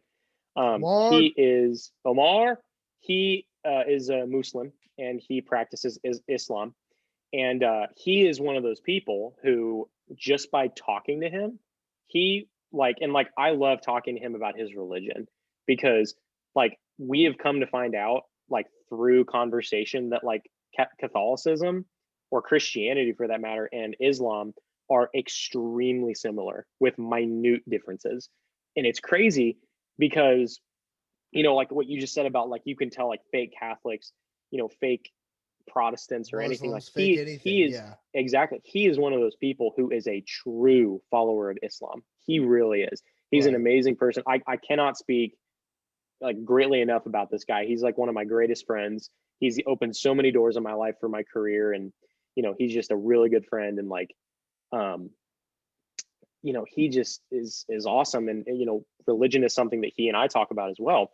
And I was talking to him about a similar concept about this. And I was telling him, I was like, I was reading this book called The Case for Christ by Lee Strobel. It's a really good book if you haven't read it. We'll talk about that in a minute if you want, but Yeah. let's get this away from the point.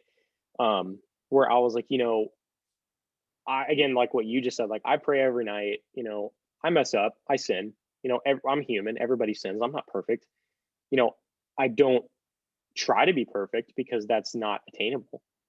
And there are people who have done bad things in their lives who feel really bad for them, and I think that's where that comes from, where they just feel like they have to repent. Like there's those people you hear of who've like done hard drugs, or like were a prostitute for a period of time, but there were ones in the front row of the church yelling the prayers and screaming and crying the whole time. And it's like, that's fine, you know more power to you. But more often than not, the people who, I guess I'm going away from the point. I'm just saying, like, you don't have to do certain things to be of a certain religion, if that makes sense. Right, right. Of course. I'm sorry, I'm kind of rambling right now. No, no, no, no. I understand where you're coming from. Yeah, it's yeah. Like no, I completely get where you're coming from, because there is I remember watching this documentary in KC in the Boulevard, and it was about a girl from, I think she was from Kansas City, and she started like a homeless shelter, and she was like a prostitute, and she was on drugs and stuff. But she really like it she really was a product of her environment, and people make their own decisions, but when you really get down to her story, you're like, God, like how does someone with a life like hers, how does someone really succeed? Is it She's totally set up for failure, and you Hmm. understand where she was Hmm. coming from, and to elaborate on that, like Hmm. she became like such a great person, and such a like, and there's like that glow about her. She's true to a Christianity, to her religion. And Hmm. when she I saw her at the drive-in, and there really was, like, not even just in the documentary, but at the drive-in, I saw her there because they're premiering it, and I was like, God, she really does have a true glow to her. You can tell she's genuine about this, because Hmm. she's been in these people's shoes, and she doesn't care Body about her language. past. What? Body language. The What did glow. I? Oh, the No, I said glow. I said her Oh, body. I'm just giving you crap, but oh, yeah, okay, okay, yeah, yeah, yeah, yeah, for yeah. sure. But it is what it is, right? You're just like, this person genuinely changed her life around. Whereas, there's some people I've helped out at a homeless shelter before. and minor lie, I didn't want to. I had to do it for class. Some people generally are like, man, I just need help. I just want to get off drugs. I want to do this. I'm going to do it. I'm going to do it. And then some people, they don't want help, man. And it's sad to see. And some people are like, just like people. I feel like, general people don't want to disingenuous. help, not because they really don't want to, but because they're being forced to. Like, I Right. remember I went to, I was, blessed enough to go to, private school. And one of the requirements to graduate was that every year, freshman through senior year, you had to do 30 hours of non-paid community service. Mhm. And whatever that was. Like, I think one year I went to my dad's hospital and fed patients. I think one year I went to this church downtown that my mom grew up in. And I like gave out hosts every Sunday, or like I would help with like food drives that were going on. And like, I just remember like hating it because I was like, this is just not what I want to do. And then once I start again, like I've, I think I volunteered only twice for different events on my own, like, want to do that. Bless you. Thank you. And when I actually like got myself to go do it, like I found more meaning in that. And like now I'm talking to my friend Omar, who I just mentioned, about getting involved in like the Boys and Girls Club, because I was talking to my girlfriend the other day. I'm like, that just sounds awesome. Like, and I feel like I would find more meaning in doing that because I want to do it, rather than being like, well, you have to go work 30 hours shoveling food into old people's mouths. Right. It's like, while that would be beneficial to them, it's like, someone else can do it. A nurse can do it. Like, I want to go Right. out and help people and make a change where there's actually, and again, like Right. I've been so busy the last year and a half with my life, especially with COVID, I haven't been able to do that. But like I said, the one or two times I've done it, like my freshman year of college, it really meant something. And I think that's where, like the religion comes in, which is, people who, it's like that meme where it's like you go to Easter mass or you go to Christmas mass and it's full, and then the next Sunday it's completely empty. Yeah. It's because people are like, oh, we have to Oh, I go. have Well, to we have to go. go. Yeah. And so then I next don't Sunday it's want to like, go oh, to we don't. hell. Yeah, it's like, oh, Yeah. well, yeah. It's like the next Yeah. Sunday. It's like, oh, well, we don't have to go. It's just a regular Sunday. It's like, well, yes and no. You don't have to, but like, it's on your own.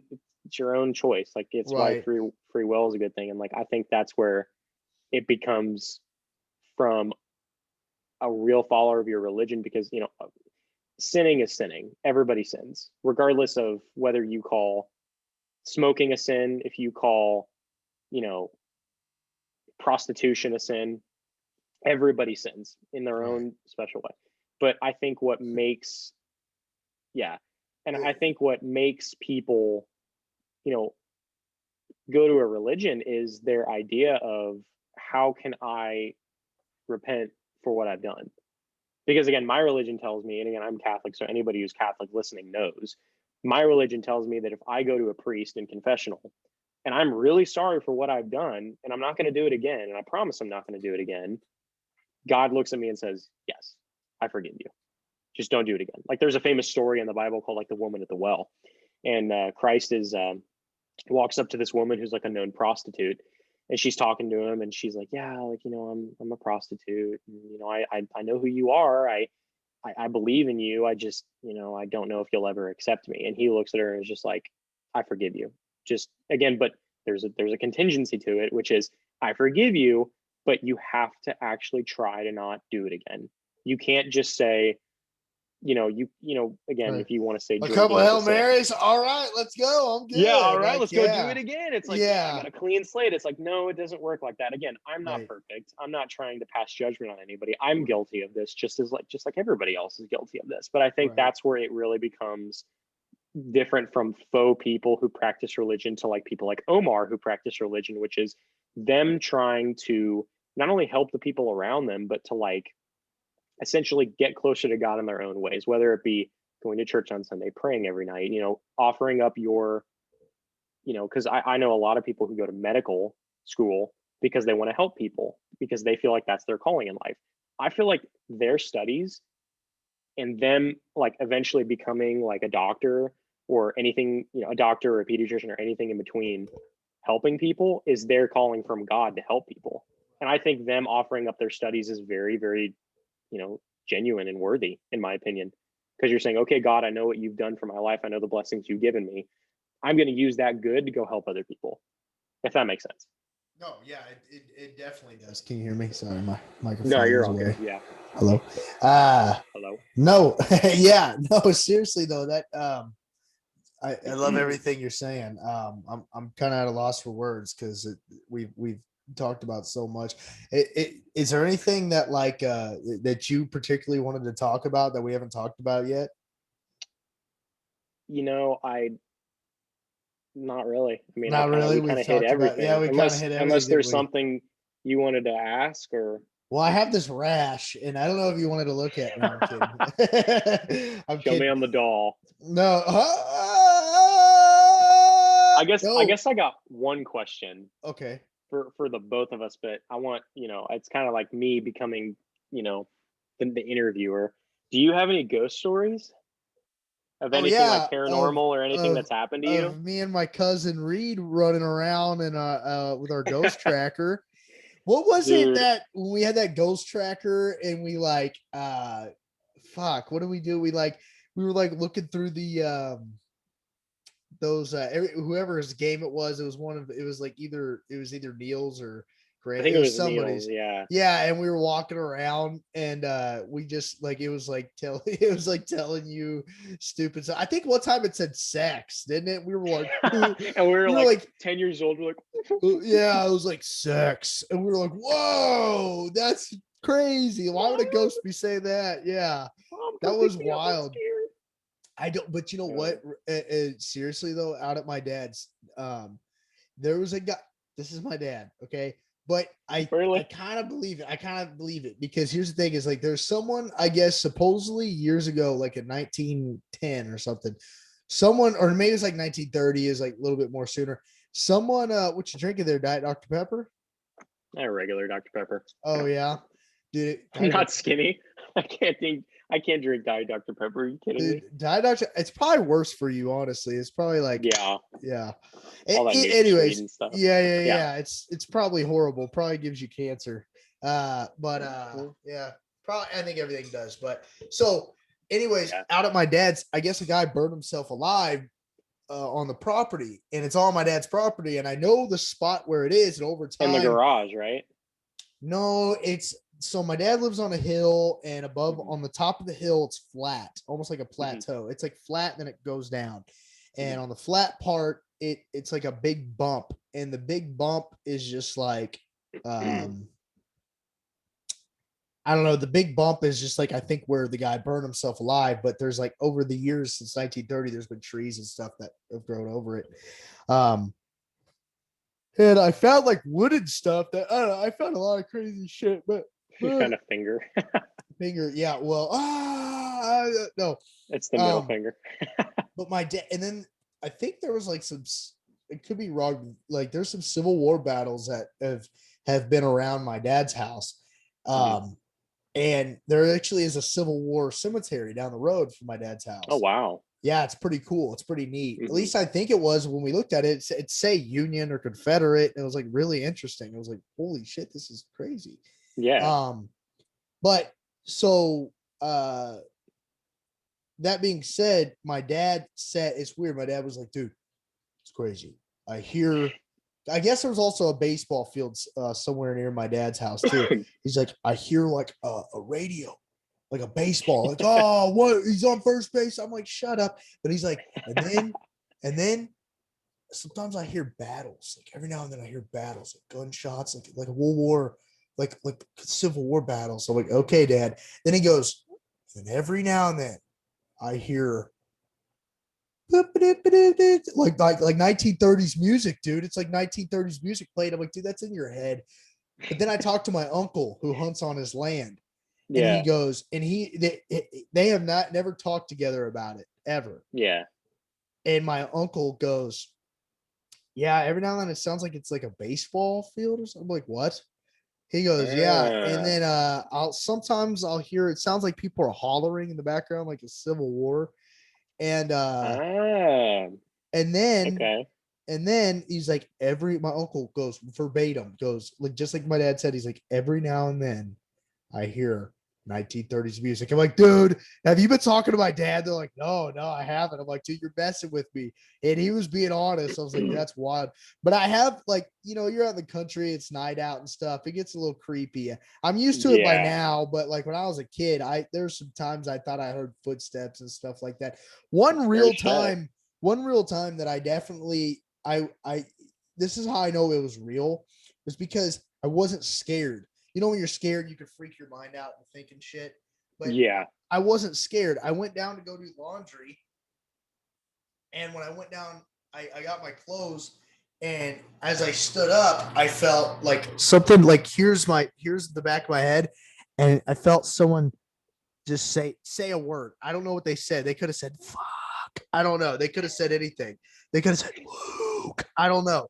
But literally they said something. And I turned around like, yeah, and I just ran off. But I've never had anything like paranormal happen to me. I just like in the middle of your story with the Civil War thing. I don't know if you remember this, but Granddad Frank told us how he dug up a body. He swears that one on Johnson Drive and Lamar by that Good Sense and that one barbecue place, barbecue shack. He swears he dug up that body. And I'm like, no, you did not. Like, Frank, no, you did not. He's like, no, me and my bud. The cemetery, the little cemetery of like three people. He's like, I dug up that middle body and we didn't find anything. I'm like, yeah. And then like 2 years later, he changed the story. Oh, we only got like 2 feet down before the cops came. And I'm like, okay. Yeah. Story always changes. Yeah, it always changes. Yeah, that's how older people are. Like, actually, no, that was my buddy. That wasn't me.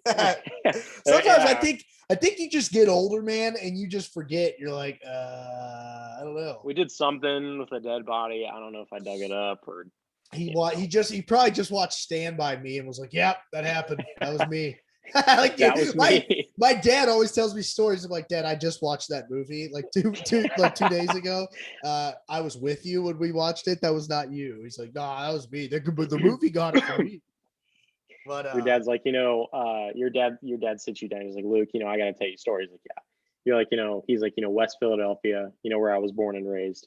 I spent most of my days on the playground. And you're like, Dad, shut the hell up. Like, he just keeps going. I just watched this episode with Will Smith, French Prince. Like, get the hell out of here. That's so funny. No, but it's so true. I think the more you get older, the more it's just like you really forget. Because there's stories as kids that like I'm like, because like that thing where like you can actually someone can tell you something and it can be totally different. They believe that they actually and because that's microphone has changed headset. Am I still recording? Oh yeah, you sound a little bit different. Cool. I was just making sure. Something came. Oh, are you still there? You're frozen. Yeah, I can hear you. Oh no, you're not. You're just staying still. Okay. Yeah, your mic's a little bit muffled. Oh, I can't hear you. Am I saying? Oh, I think my headphones died. Oh no. No, they didn't. I don't know what's going on.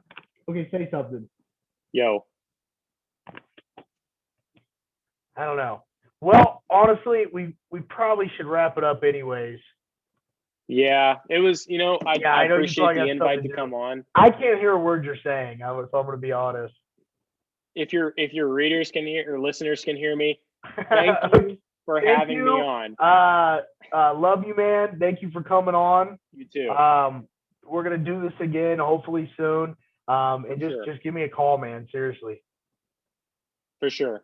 Love you. Bye. Love you, man. Bye. Stop video. Okay, the video stopped. Boom. Cool.